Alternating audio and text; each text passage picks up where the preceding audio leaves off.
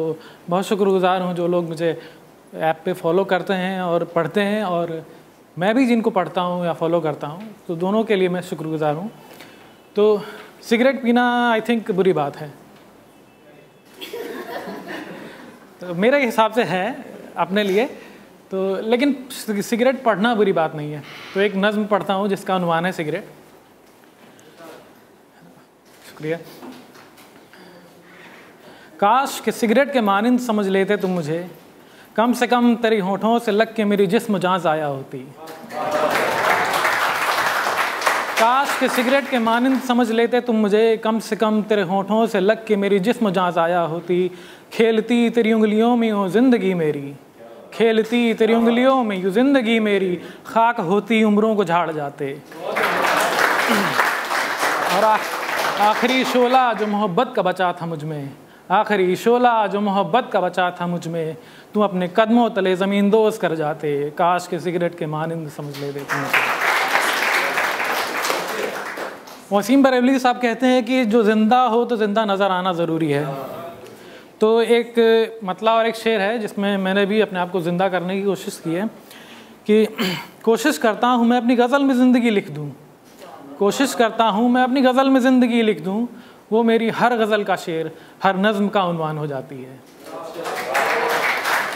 और शेर ये है कि तमन्नाओं से बहरूपिया नहीं कोई इस ज़माने में, तमन्नाओं से बहरूपिया नहीं कोई इस ज़माने में, हर दफ़ा जो पल के झपकाओ शक्लें बदल बदल के आती हैं।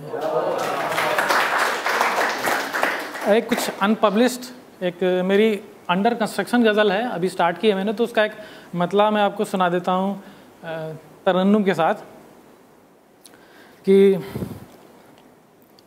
बहुत दिलकश थे वो रास्ते तुम्हारे साथ चल कर जाना, बहुत दिलकश थे वो रास्ते तुम्हारे साथ चल कर जाना।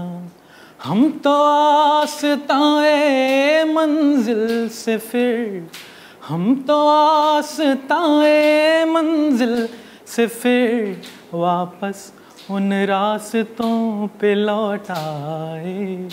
बहुत दिलकश थे वो रास्ते तुम्हारे साथ चल कर जाना। शुक्रिया।